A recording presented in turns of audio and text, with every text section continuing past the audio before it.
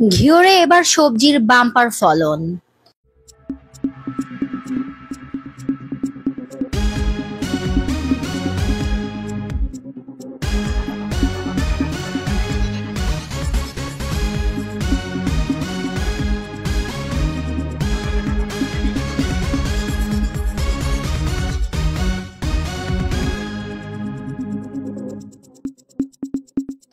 মানিকগঞ্জ থেকে আল মামুনের পাঠানো তথ্যচিত্রে দেখুন ডেস্ক রিপোর্ট।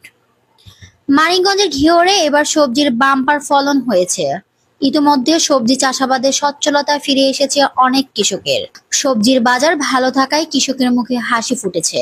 সংশ্লিষ্ট সূত্রে জানা যায়, উপজেলার ৭টি উপজেলার বিভিন্ন স্থানে সবজি চাষের বাম্পার ফলন। বিশেষ করে ক্ষুদ্র ও প্রান্তিক কৃষকেরা এই চাষাবাদ বেশি করেছে।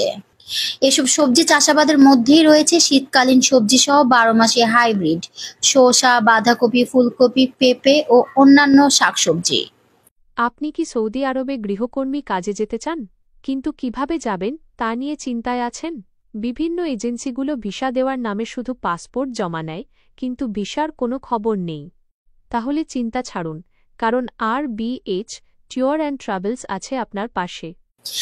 এর মধ্যে হাইব্রিড জাতের সবজি চাষাবাদ বেশি হয়ে থাকে। ঘিওর উপজেলার চরবালজুড়ি গ্রামের কৃষক মোহাম্মদ আবুল হোসেন বলেন, বিসমিল্লাহির রহমানির রহিম।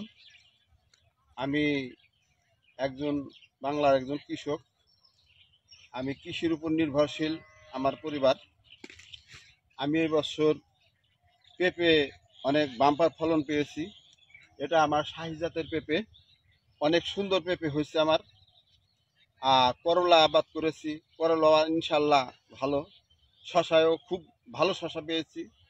এখন কপি বুনেছি, 15 দিনের ভিতরে আমার ইনশাল্লাহ কপি আসবে। আসসালামু আলাইকুম।